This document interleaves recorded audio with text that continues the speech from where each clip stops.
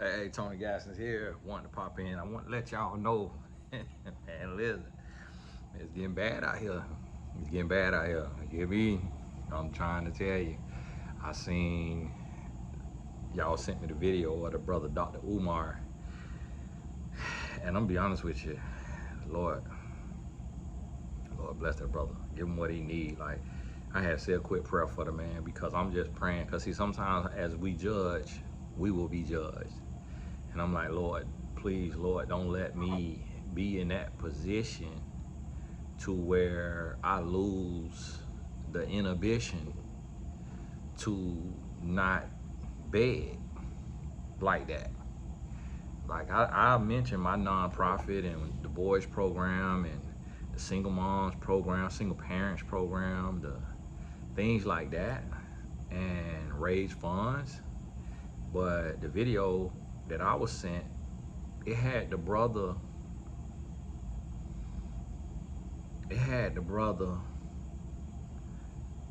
saying that he want to charge $500 for a dinner with him or a donation to the thing.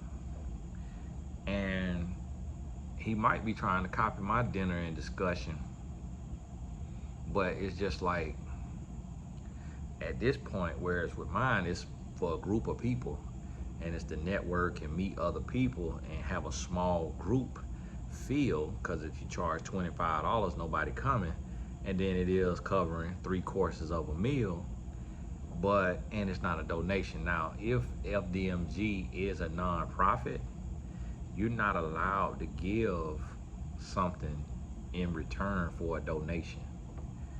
It gotta just be a donation because the return is you get to write it off on your taxes. So whenever somebody donate, when I get a donation from a foundation that has a fund for a wealthy person or wealthy family, I'll receive that donation to my nonprofit, and the donation letter will say that I'm not allowed to give anything in return to this donor because they've already been given a tax deductible receipt for that donation, and that I have to agree that I'm not giving any products or services or kickbacks or anything like that in return for that donation. And so I see that and I'm like, okay. So I'm guessing his school is not a nonprofit and that's why he's doing that. But I'm gonna tell y'all what's going on with the brother W.A.R. is he under the influence. He's under the influence.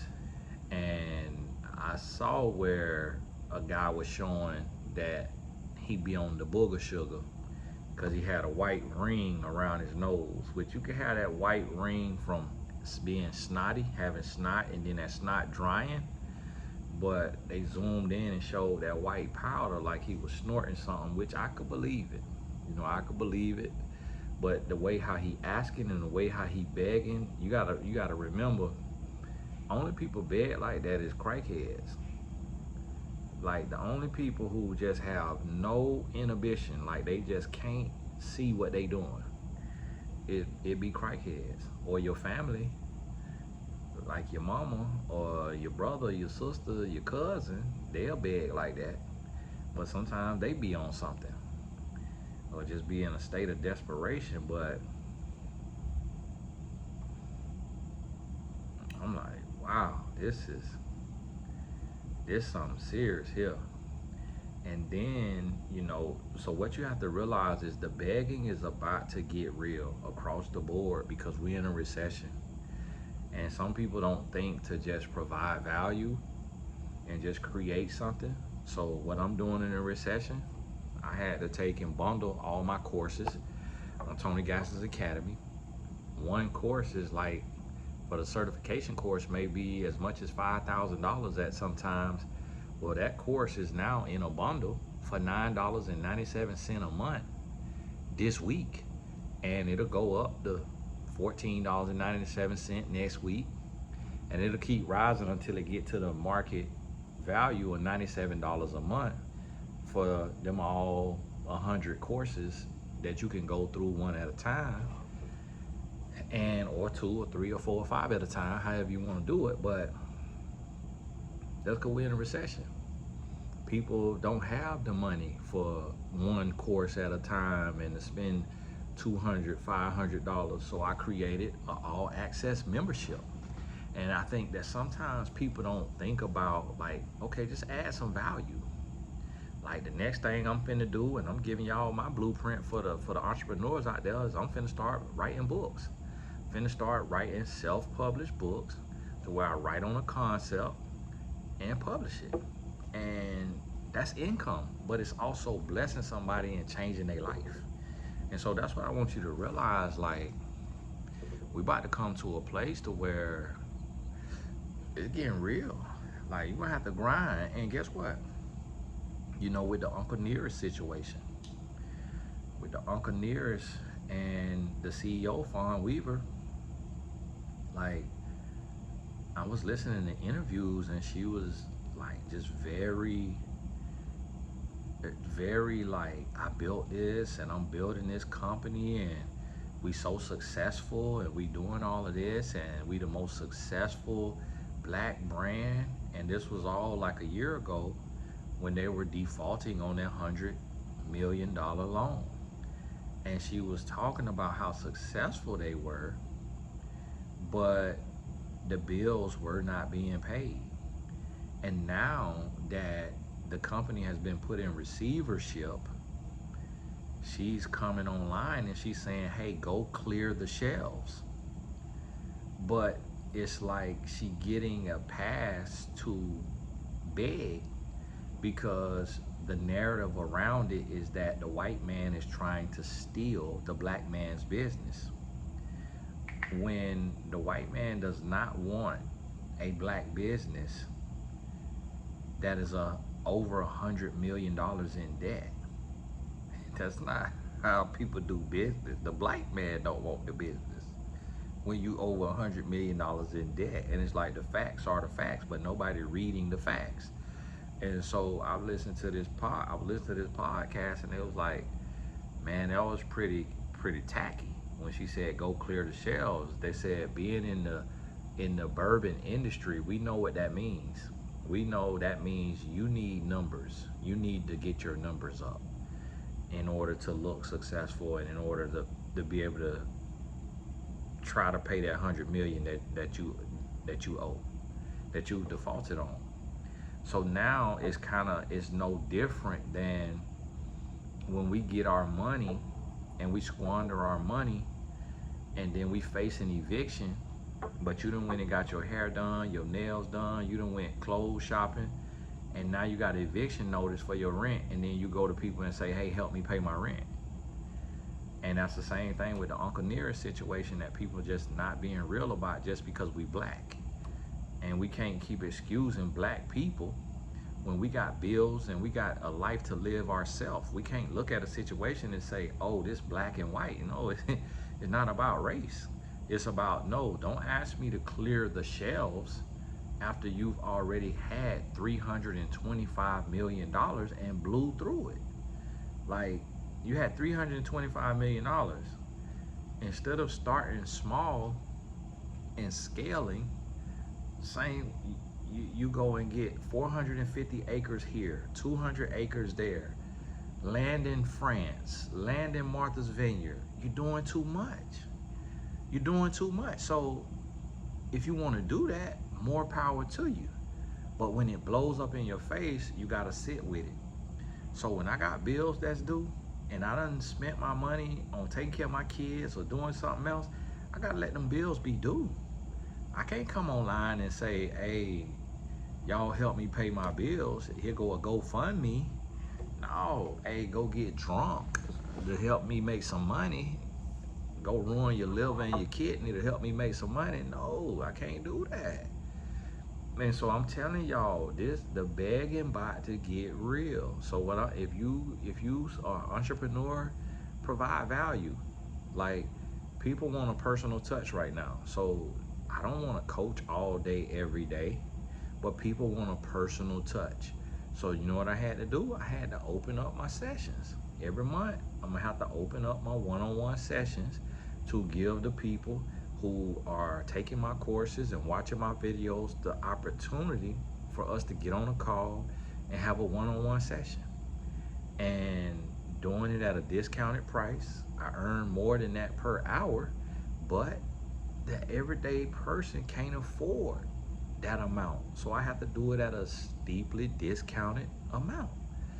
And my students get that link, the Blessed Tribe people get that link, and those people who are invested in my business, my brand, then we get to get on the phone and have that conversation and deal directly, specifically with what they're going through.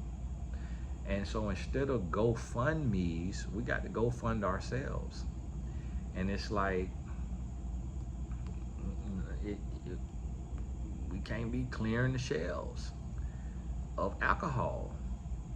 We can't be, it's like you desperate if you doing a one-on-one dinner with Dr. Umar for $500. And I guarantee you it's gonna be a few scallywags, a few Jezebels, a few bad mamas that pay that $500.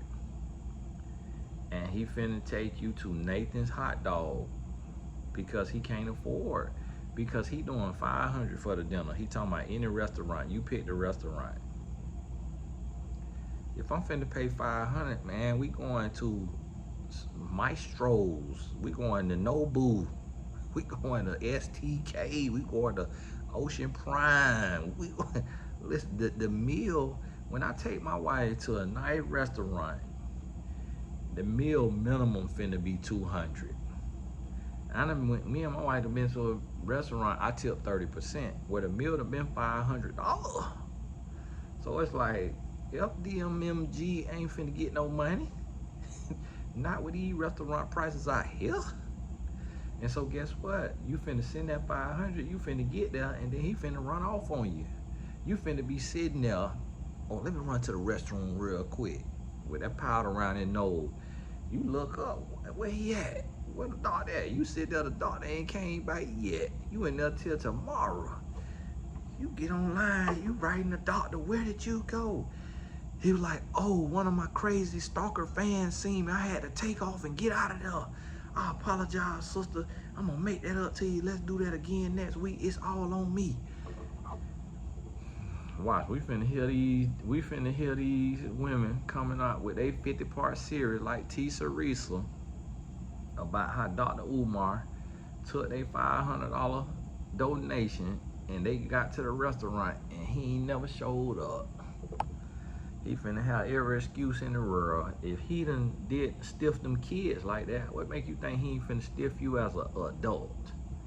As an adult, you finna get stiffed. Them kids got stiffed. And the same thing, like, we got to do less. We got to do less instead of doing more. And that's what I seen with the, I was reading an article on Forbes about the Uncle Nearest situation. And they got her in there. They got the CEO, Fawn, in there, and she talking about, and this is an article in Forbes. Forbes whiskey unicorn Uncle Nearest is struggling to survive after defaulting on $108 million in loans. And that's not all of their loans. That ain't all their loans. And so, and right under the thing, they got a quote from her. Fighting Spirit. I'm guessing that was the name of the article. And it says, quote, I'm going to build it large as hell, unquote. Founder Fawn Weaver told Forbes of Uncle Nearest in 2024. I want it to be a $50 billion company. Now, this sister just said on her video what the devil meant for evil, God could turn it into good. And she is saying that this is God's purpose for her life, to build a whiskey brand. A whiskey brand now.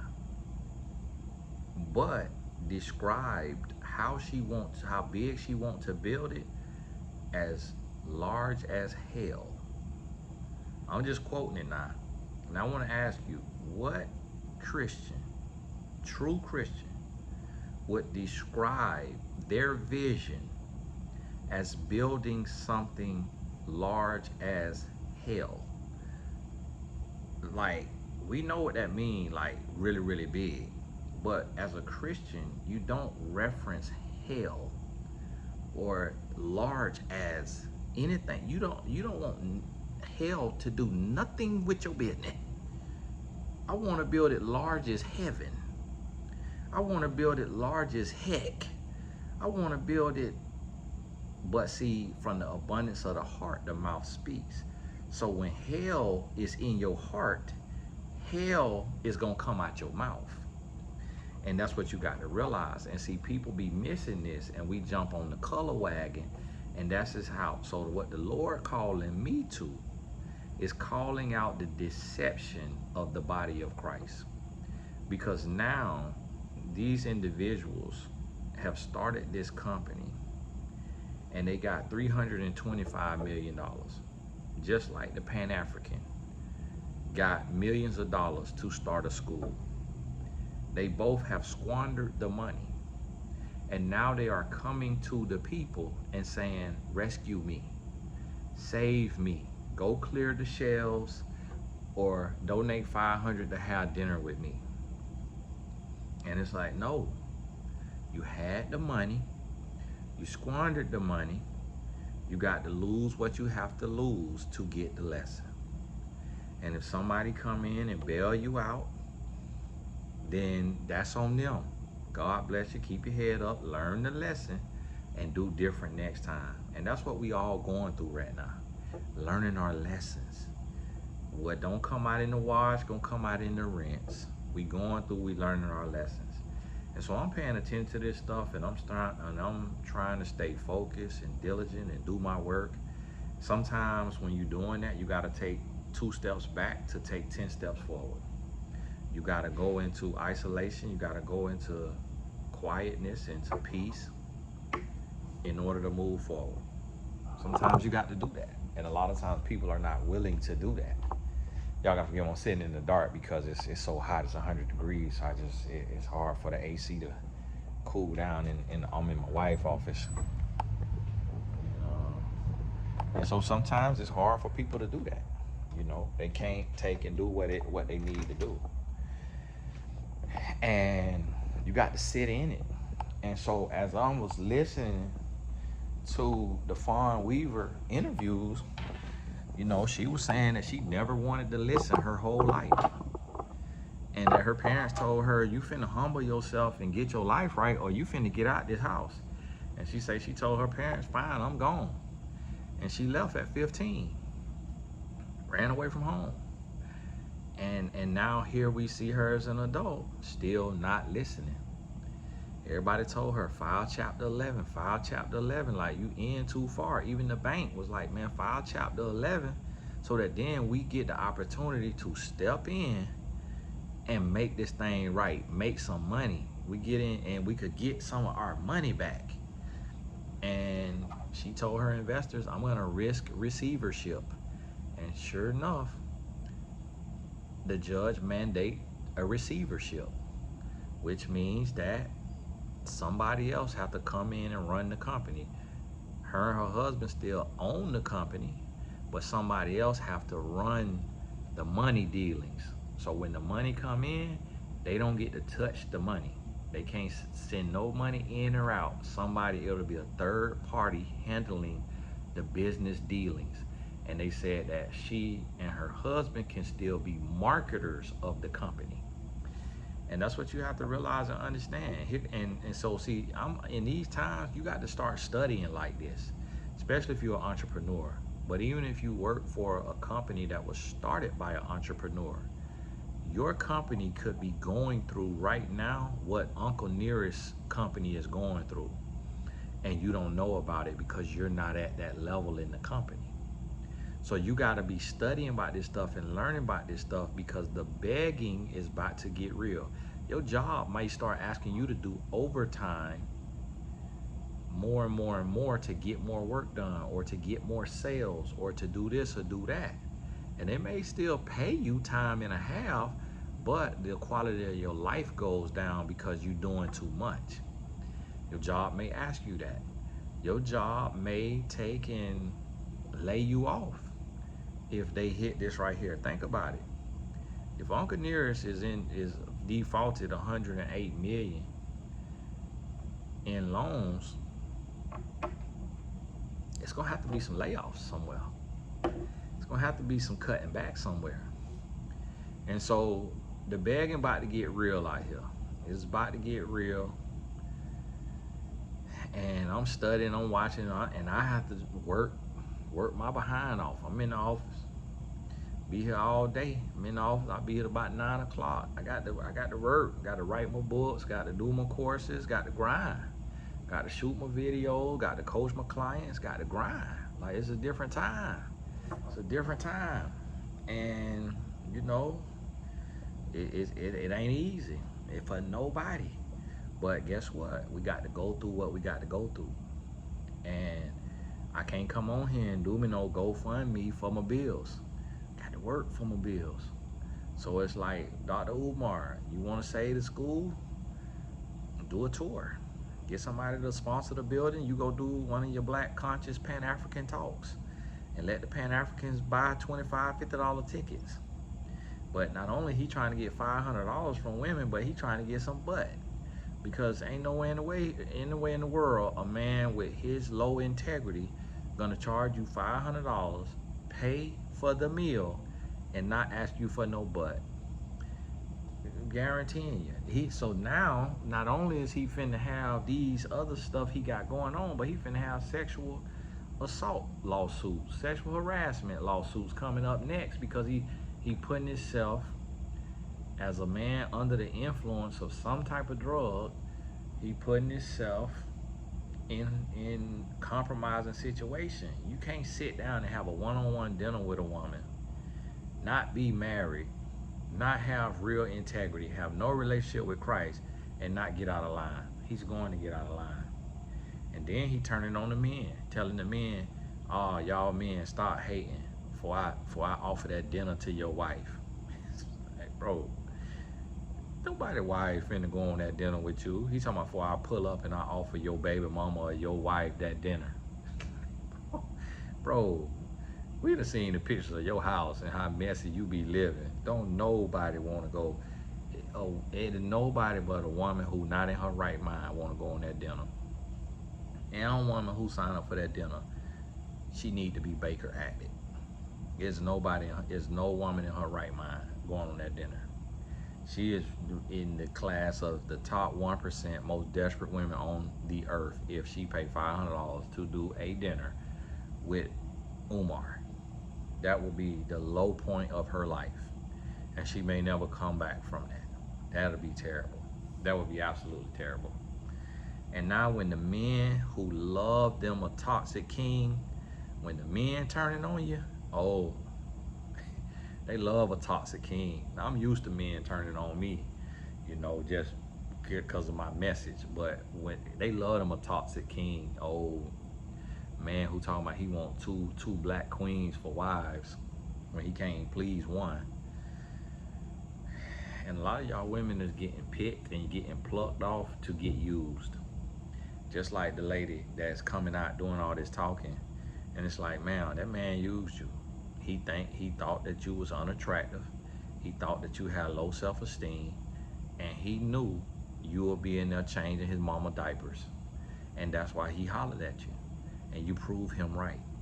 You got to have more self-respect. Got to have more class. Can't come out with your tell-all now after you fell for the okie doke. It's like, no, got to love yourself, learn and grow and heal, and just take that right there. And I'm looking at this thing here, and Forbes, now this Forbes now. Forbes not finna come out with no lies, because Forbes could be sued for defamation. This is Forbes that I'm on this here site. And And this is what I'm trying to tell you. It's getting real. The begging finna increase with all kind of business owners. You finna see all the business owners. We all finna be running sales. We finna be doing memberships. We finna be doing everything because the economy is not economying. So you got to go harder, but you got to provide value. So me, I'm a grind. My YouTube might become a TV network to where you could be on here every hour of the day watching a new show. Got to get it. Got to get it. Founder Fawn Weaver may lose control of her cult. And see how they did them? Talking about cult. Come on now, don't call the thing a cult. But I'm gonna tell you why they calling it a cult. Because, and these two men, which happen to be white men, so you could say that there's bias, but they was telling the truth. They said that they went to Fawn Instagram page and they say all the people in the comments is supporting her regardless of the facts. Regardless of the fact that she got $100 million, that the company got $100 million and misspent it. So even if she had nothing to do with the CFO getting the extra $24 million, she had something to do with the money being spent. Because no money is spent without her signature. And no money is seen coming into an account without her having access to that account. And out of that account, they're gonna give the owners a company credit card to take care of your flights, take care of your meals, take care of your hotels, take care of your, probably even some of your outfits and shoes for your interviews. All of that. So out of that 100 million, you get to live like you Oprah.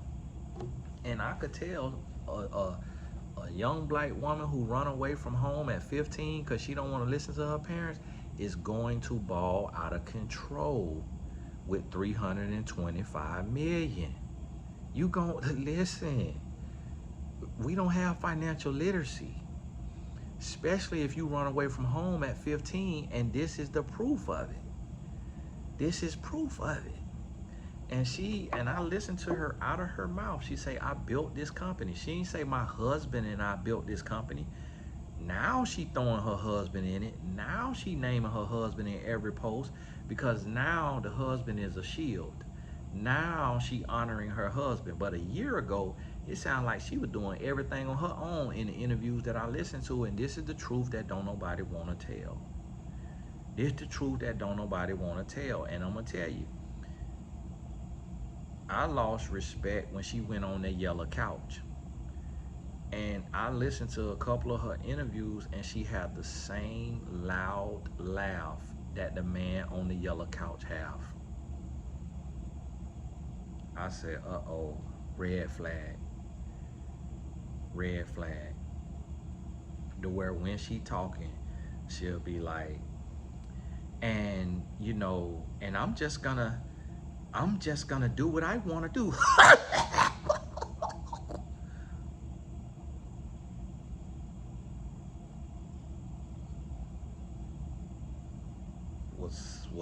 Was something funny? Was that a joke? Why are you laughing that hard? It's like demons be coming out. And that's how the Yellow Couch podcaster be doing. And that's it. And she did that. And I'm like, I don't trust people when they have a random out of nowhere laugh that have nothing to do with nothing. And you're not supposed to laugh at yourself. You're not supposed to laugh at your own jokes. So I question you. Listen, but see, I'm a hater. I am a hater. I want so bad to be $325 million in debt in a down industry. I want that so bad. Ooh, what I wouldn't do to be in a lawsuit for $100 million right now. But people feel like your opinion is hate and that you hating.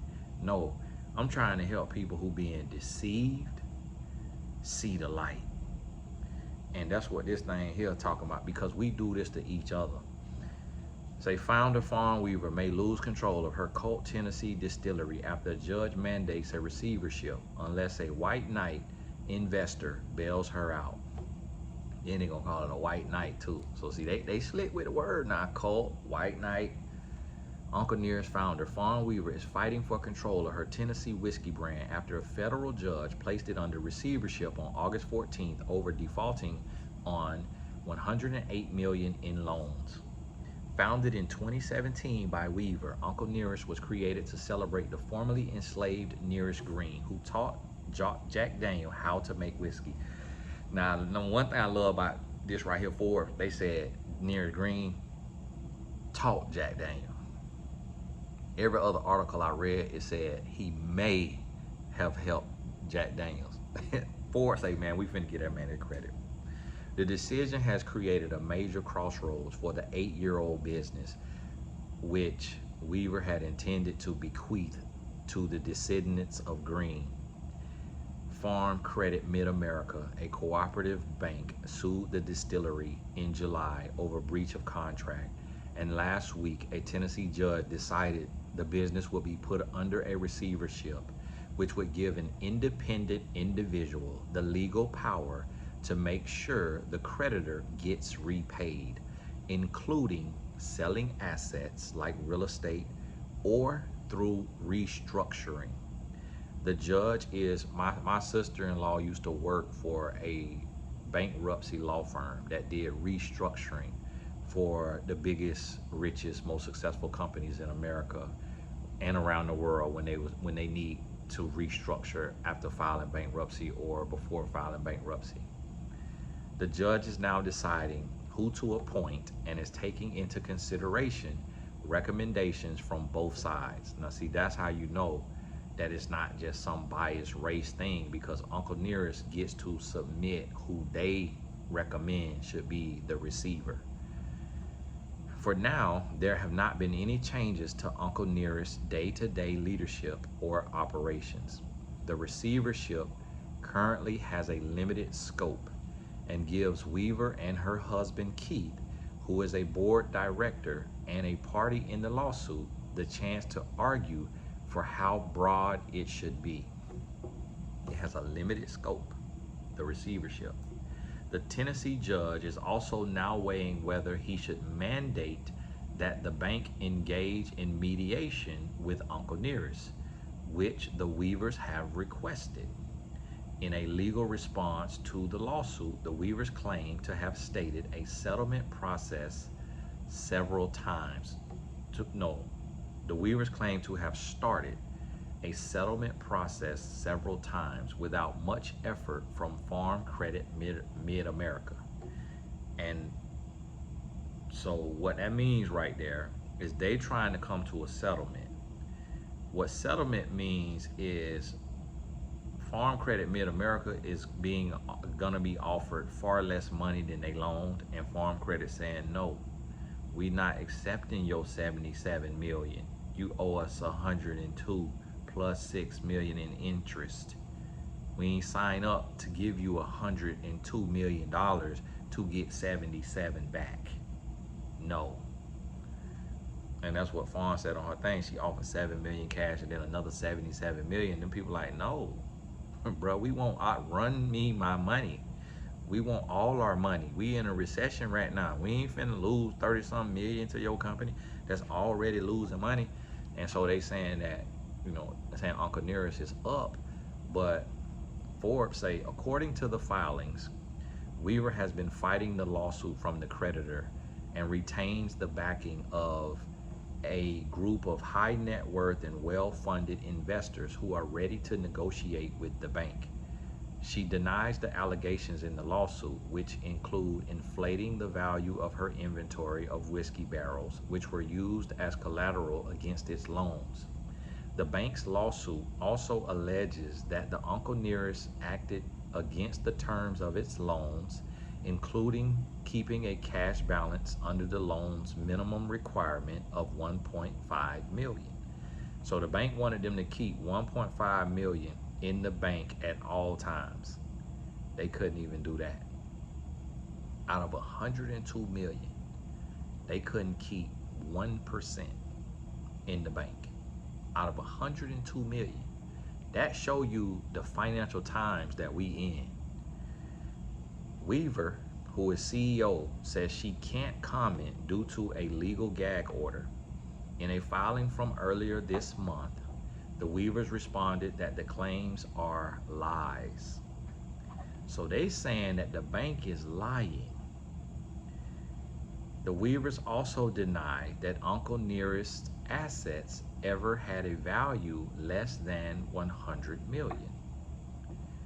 In their filings, the Weavers blame Mike Senzaki, Uncle Nearest's former chief financial officer, for the misreporting that they claim caused the default, solely and entirely. The Weavers argue that Senzaki, who was fired as CFO in October 2024, is responsible for any alleged fraud, including the misstated inventory. The Weavers further claim that Senzaki overstated the inventory by approximately 21 million between 2022 and 2023. That overstatement helped Uncle Nearest secure an increase of 24 million to the business's line of credit. And the Weavers' response points out that the bank approved the additional funds without verifying the inventory with the third-party warehouse. The bank's lawsuit, they say, tellingly fails to acknowledge that Uncle Nearest was the victim of fraudulent activity and never intended to trigger the technical default. The Weavers claim that Uncle Nearest internally investigated Senzaki and have since hired a third party to do a deeper investigation. Senzaki did not respond to requests for comment for this story and has not filed any formal legal response. In an email obtained by Forbes that was sent to Uncle Nearest's 160 plus investors after receiving the receivership ruling, Weaver wrote, "We have had more investors than we can count reach out, offering to buy this loan on our behalf, a group that remains committed to moving forward with the purchase of the debt and is undeterred by this ruling. We selected one of those investors to lead the negotiation with the bank, and they were prepared to buy the loan in its entirety without a discount. However, the bank never came to the table, so it has been a one-way conversation for the past week." The email also claims out that the bank and its financial advisors spent the past 3 months urging Uncle Nearest to file for Chapter 11 bankruptcy. She said, "Their argument was that it would allow us to control the process and clean up our cap table," she wrote. While that approach might have been more straightforward for us personally and would have allowed us to control the narrative in the press, we chose instead to risk receivership because we were not willing to wipe out our cap table. A legal filing for the Weavers and Uncle Nearest notes that Uncle Nearest has paid the bank $16.5 million in the last 18 months. And even now, its collateral is not in imminent danger of being lost, concealed, injured, diminished in value, or squandered, the legal filing reads. Given the circumstances, the drastic and extraordinary remedy of receivership is both unwarranted and inappropriate. In an Instagram post last week, Weaver, who said the team remains unshaken and unmoved by the lawsuit, shared more. "I'm a steady leader, unflappable. This is a blip on the radar. What we're building is so much bigger than the current news cycle. So don't be concerned or dissuaded," she wrote. "Distributors and partners often buckle under this kind of news cycle. Ours are doubling down because you're standing 10 toes down with us." Forbes had previously featured Weaver on the 2024 list of America's richest self-made women list, debuting with a net worth of $480 million. thanks to an Uncle Nearest valuation of $1.1 billion. In that 2024 profile, she was full of bravado. Notice they use the word bravado about her ambitions for this distillery, even as critics warned that she was expanding too fast. Remember what I just talked to you about? I'm going to build it large as hell, she said of Uncle Nearest. When I pass it on, I don't want it to be a $10 billion company. I want it to be a $50 billion company. But as the brand's financials weakened, along with the market downturn, W.A.R did not make the 2025 list. W.A.R has shed light on a story that has helped us seek a more complete history of distilling's legacy. Drew Hanisch, the author of The Lost History of Tennessee Whiskey. She is a force of nature. I just think she had some things get in her blind spot. Hopefully she can course correct, adds Hanisch, who interviewed W.A.R on his podcast, W.A.R in 2021. She has been very out front about getting that story to the public. And so if you lose that voice, I don't know how it survives without her as the face of the brand.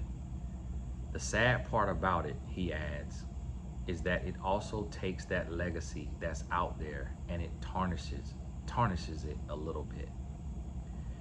In its 2024 annual report obtained by Forbes, now see, Forbes gonna do their digging now. Uncle Nearest claimed to have a sanguine outlook. Now see, Forbes, don't y'all throw these words in here, sanguine. Like, come on now. Sanguine means someone who is optimistic and confident, especially in a difficult situation. It is pronounced sanguine. Sanguine. Sanguine. Sanguine. Sanguine. Sanguine. We just learned the word. Uncle Nearest claimed to have a sanguine outlook before quoting 18th century banker Baron Rothschild in the introduction letter to Uncle Nearest investors. W.A.R wrote, "We remain bullish on what we can accomplish, even as others pull back." According to the report, revenue topped $81 million last year. The report does not include comparative financials for the previous year, but Forbes has previously confirmed much of Uncle Nearest's 2023 financials, including revenue, which was $78 million. That would imply about a 4% increase in an industry that has been contracting in the past 3 years. While many in our industry are tightening their belts, we've leaned into the moment and the results speak for themselves, W.A.R wrote, citing Nielsen data on sales for the American whiskey industry being down 1% in revenue and 2% in volume. We share all of this not to pat ourselves on the back, but to remind you, our sixth man of the foundation we're building together. Remind you, our sixth man of the foundation we're building together. The resilience, innovation, and audacity it takes to not just survive, but to lead. Profitability, however, had taken a hit. Net income in 2024 fell more than 50%. Net income in 2024 fell more than 50%. Now think about that. If you being paid $80,000 and the next year you get paid $35,000. If you being paid $40,000 and the next year you get paid $18,000. That's what this is saying. Net income in 2024 fell more than 50% from 17 million to 8 million, or a margin from 22% to 10%. And in its annual report, Uncle Nearest projected its net income will fall even further to $7 million in 2025. Now, one thing I have noticed about us, black people, we will support when something is launched. And our support will then waver and we will move on. We will support to say, I supported you, and then we will move on. Ain't no reason, because the people who drink ain't stopped drinking. Ain't no reason these people profit finna fall from 17 million to 7 million.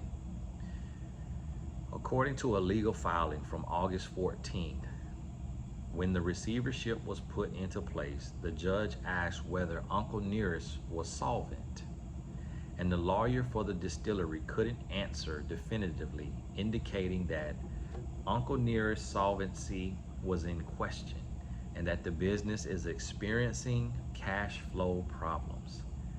The 2024 annual report lists total liabilities for 2024 at $102 million, a little less than the $108 million cited in the lawsuit, and reports that the business projected that debt total to drop slightly in 2025 to $101 million and $100 million in 2026. Now listen, this is an annual report that's saying from 2024, their liability is $102 million, and that they're gonna go down $1 million the whole next year, and then $1 more million the whole next year after that, which probably means they ain't going down at all. The 2024 annual report ended with an update on the hiring search for Uncle Nearest's new chief financial officer. An interim CFO has started 2 weeks prior to the report's release earlier this year. In addition to hiring a long-term CFO, Uncle Nearest has taken steps to address several of the bank's concerns, including adding an independent director to the board and implementing additional financial controls. If the lawsuit's claims are inaccurate, Bump Williams, founder of Connecticut-based spirits consultancy Bump Williams Consulting, says then there could be a path forward for Weaver to remain at the helm of Uncle Nearest, and that the bank could pursue legal action against the former CFO instead. However, if the lawsuit's claims are accurate, the distillery could be sold at auction to the highest bidder. With gag orders and rumors on what is truth or fiction, it's very hard to assess what's real and what's fabricated, Williams says. It should be a shame to see a distillery like Uncle Nearest be destroyed due to false reporting and rumors and poor financial leadership. It would be a shame. It would be a shame to see this distillery like Uncle Nearest be destroyed due to false reporting and rumors and poor financial leadership. Uncle Nearest, of course, is not alone in its struggles. That's how you know these struggles is real, because they're not alone in its struggles. 3 whiskey distillers in Kentucky, Luca Mariano Distillery, Garrard County Distilling, and Kentucky Owl have filed for bankruptcy this year. See, that was my point about being bullheaded and not listening. These other 3 companies got just as smart CEOs, probably grew up in the business. If they filing for bankruptcy, you need to file for bankruptcy too. But she's saying against everybody's advice, just like she said when she was 15 years old, she told her parents, kiss my behind. Y'all trying to tell me what to do, I'm gonna do what I wanna do. I'm leaving this house at 15. That he said out her mouth, I heard in the interview now. And now she telling all these financial experts, no, I'm $108 million in debt, but I'm not filing no bankruptcy. It's like, that's what it's there for. And those 3 other ones have filed for bankruptcy this year. We're hitting one of those time periods again where there's going to be so much production, and what that does is people get caught up in it, says Hanish. This is the situation that may have happened with Fawn, in that she's not seen these cycles before. Was it a little too much too soon? And when that happens, it's very easy for you to lose control. Or an investor could come forward to pay off the loans, as Weaver wrote in her recent Instagram post. Business is hard, and if you've ever heard me answer the question of my number one piece of advice for entrepreneurs, you know it is, if you're of the quitting kind, don't start, because entrepreneurship isn't for the faint at heart. You'll have 100 reasons a day to quit, but those of us who don't have a quitting bone in our body know this is light work. And see, it's that right there to where it's still a tone of arrogance. And the Bible says pride comes before a fall. The Bible says there's wisdom in a multitude of counsel. If everybody is counseling you to file bankruptcy, people who know the business, they know the industry, and they're giving you that advice and you don't listen, it's gonna be a price to pay. And there may be an investor that come bail out, and I don't fully believe that more investors are writing them than they know how to count. I feel like that is a lie. And I also don't believe that the bank is ignoring an investor who can pay off the loan in full. That's their purpose. They're not going to get any more than that. So that's their purpose of filing the lawsuit. And then she didn't say who the investor was. That's going to be public knowledge anyway. Somebody spending that amount of money, and you talking to your investors. And so you could tell them that this is an email that one of the investors leaked to Forbes because they upset. They upset with how business has been handled, so they leaked this email. And that's how Forbes got their hand on it. And so when you look at this and you see, this shows you the economy that we in, because never in a million years would you have visited Fawn Weaver's Instagram page and felt like that her company could be over $100 million in debt. This is just one of their debtors.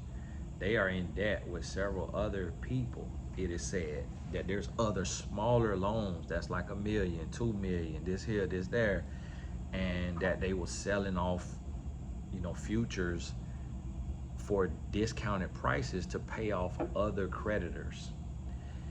And that was found by the bank. And that's what upset them as well. Like, y'all selling off the collateral that both supposed to be held for our loan. Y'all selling off the collateral to pay off other creditors.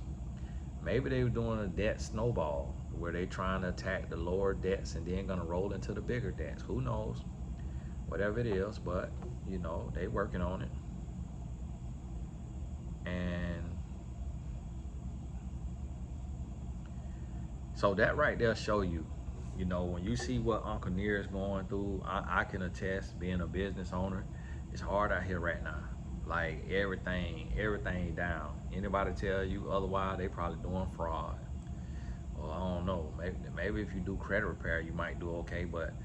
And I'm also even seeing with my insurance agency, which if you don't have insurance right now, you need to get it. But I'm seeing with the insurance, like insurance is something that every single body needs. Every person needs insurance.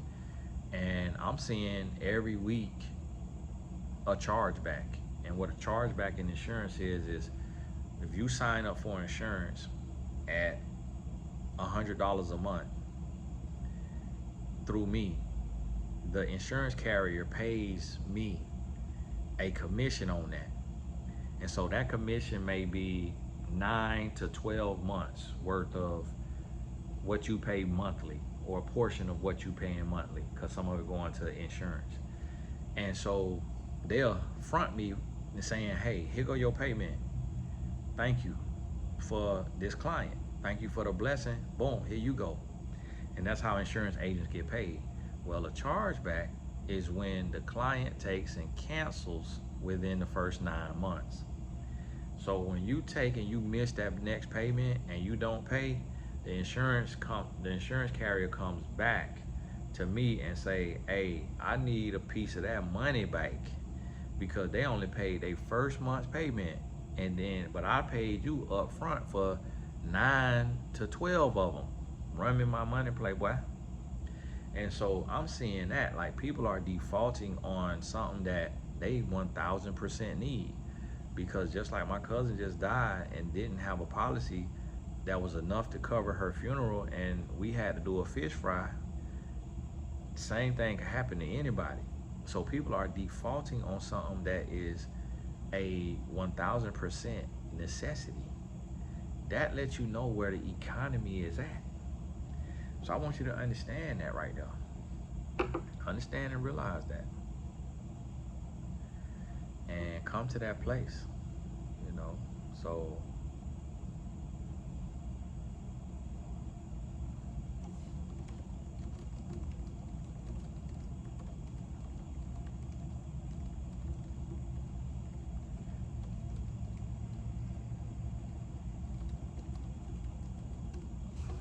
hey, it's on the gas, and God bless you. Keep your head up.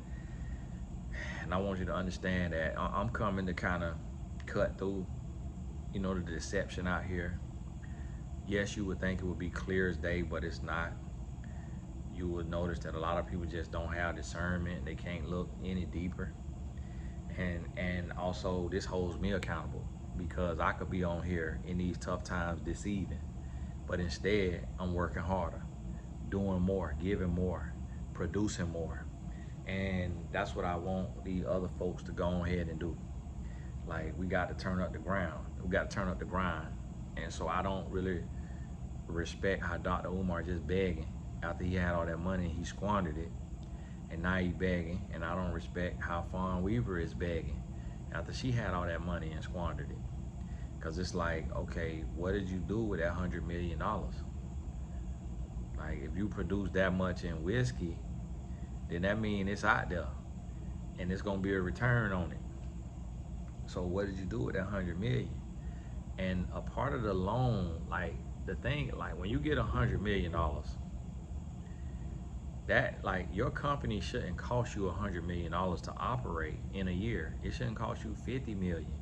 Like, it shouldn't cost you that much to operate. So a portion of that money is supposed to be put up, and that money is supposed to cover salaries for several years.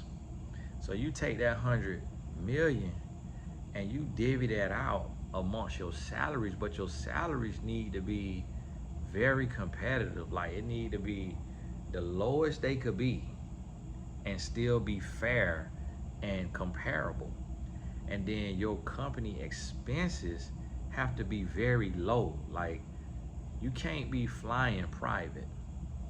You can't be on no jet flying around just because you think you're a celebrity, because you're not a celebrity with 200,000 followers on Instagram when I'm sitting there with 900,000. You know, or 300,000 on there, and I'm on there with 900,000. You're not a celebrity. So it's like, was y'all flying private like Oprah, or was y'all at the company? Was y'all eating 5-star meals all the time, staying in Ritz-Carltons in the name of business? And guess what? If an investor don't step up and buy this here loan in the discovery, all the company financials about to get exposed. And they gonna show how much was spent on flights, whether that's first class Delta One, or whether that's coach, or whether that's private. They finna show how much was spent on flights, how much was spent on hotels, how much was spent on food. They finna show them bank accounts to see what was spent at Saks Fifth Avenue, what was spent at Louis Vuitton, at Chanel. Was it any other purchases? Was mortgage payments coming out of the company? Like, what all, house mortgage? You know, how much was Fawn being paid? How much her husband being paid for being on there? So it's finna show, like, how much of this 100 million went to your pocket. Did you use a business loan for a bunch of personal expenses? Because they like, listen, it's no way you should have defaulted within a couple years. Like, it's only been a few years since we gave you the money. How you defaulting on that much money already? So we have to stop falling for the deception. And we got to wake up, smell the Folgers in the morning, and we just got to call a spade. And it ain't about being a hater. And we got to learn a lesson from it so that when we go through it, we know how to move differently. We know how to move correctly. So as I'm going through this recession, as I'm going through this, I'm studying this stuff because it's teaching me what not to do. Okay, Tony, don't come online and race bait and rage bait to get people to go buy your products. Don't come on the line and play a victim like you completely innocent, because this is still $100 million that was given, and the CFO, if he is at fault, he only got additional 24. So that still leaves 75 million. It was 102 million that was given. So you take off that 24, then you still at 78 million. So what was that 78 million? Because not only was the 78 million spent, but the 24 that he got fraudulently was also spent. So even if we take that 24 million off the table, and he got to pay the price for that, he got to go to prison for that, where that 77 million went? Why y'all only got $261,000 in your account, and we gave y'all 77 million? How much y'all paid in salary? Y'all saying that the whiskey take 4 years to sit in the barrel, so it ain't like you could have produced $77 million worth of whiskey. But they paying them property taxes. They paying for all them staff running around them grounds up there in Tennessee. They paying fat salaries. And guess what? All that finna come out in the rents. And that's what we got to pay attention to and get a lesson, because now y'all online getting race baited. Y'all online thinking that this is the white man in 2025, where all eyes is on the lawsuit and can read the lawsuit. Y'all have been told that there's a hit piece on Fawn Weaver, and when there is not one single hit piece on the whole wide Google web. She talking about her and her husband got hit pieces on them. There ain't now hit piece out there. All of the articles is just reading and summarizing the lawsuit. Now one of the articles say that they are incompetent. Now one of the articles say that she's a criminal or she's a fraudster. Now one of the articles say that she spent the money on Louis Vuitton and private jets. Now one of the articles attack her character, her any of that. But she went online and said that there are hit pieces on her. When all the pieces, and that is to get black people who do not read and who will not read up in arms. And when you go read them comments, you see a bunch of ignorant people who have not went and read the lawsuit and what this is about, talking about, see, they always taking from us, see, they don't never want us to have nothing, see, that's how they do us, they trying to steal his brand again, they trying to steal the brand again. And see, the thing about it is, that's why I'm slow to collaborate. I don't want nobody to mess my name up. That got me finna change my will and testament and my trust to say, if I build me a brand, a big brand, before I die, don't nobody have permission, and my family and my estate ain't got no permission to let nobody open up no school in my name, like Frederick Douglass, Marcus Garvey. That man, Umar using them men's name and not to mess them men's name up. And like Jay Morrison out of Atlanta did the Tulsa Real Estate Fund for Black Wall Street in Tulsa, Oklahoma, did the Tulsa Real Estate Fund and did fraud. And now Fawn done did Uncle Nearest Whiskey, and her CFO done did fraud. And they not saying that the CFO didn't do fraud. They blaming it on the CFO. So now you done hired somebody that you did not vet, that you did not make sure have character and integrity. that you let sign paperwork without you reading all the paperwork, that you did not vet everything this CFO was doing, and now this CFO has done fraud, so you say, and this man, and now it's on you that you hired this man, and this man have done fraud on Uncle Nearest's name.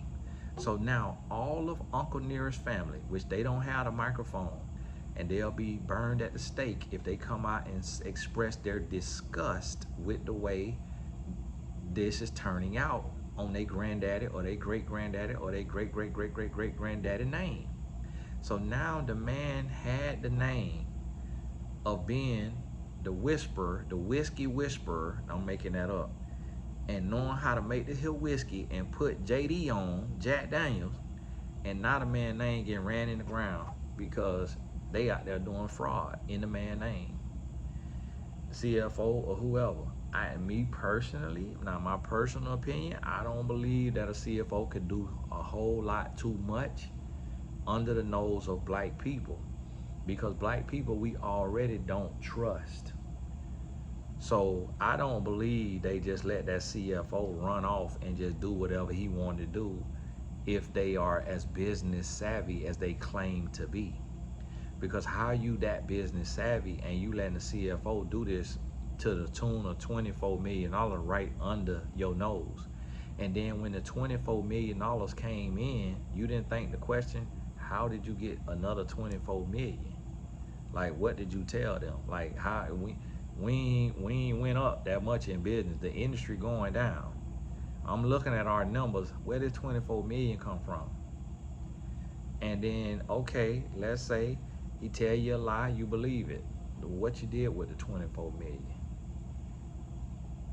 Why did, if the 24 million got between 22 and 23, it's like you can't make it anyways if it costs that many millions to run a whiskey business, because you're not making that many millions. So it's like, if it costs that many millions, you ain't gonna have what it take the last 10 years. You're gonna go out of 12 years, 15 years, you're gonna go out of business anyway. If you burning through cash like that 24 million supposed to still be sitting in an account. And so when the bank come and say, hey, y'all the defrauders out there 24 million, you supposed to be able to say, hey, here go the 24 right here, playboy. Get that 24 million, man. We don't want that 24 million. We ain't had nothing to do with that, and we done fired, buddy. But no, y'all took that 24 million and balled. Y'all kept the operations going. So now, guess what? Now you got to pay the piper. So listen, we all got to go through this. It's like, that's why I say, like, listen, if I take and I do my taxes, I do the taxes wrong, the IRS come, I gotta say, oh, what I did wrong? Oh, hey, that's my bad. Let me go and give you your money now. Let me go and give you your money. You can't run from it. You can't run from it, because they're gonna come get you. And they gonna come for all us. But you got to stand in the fire, and you got to face it. And you can't race bait.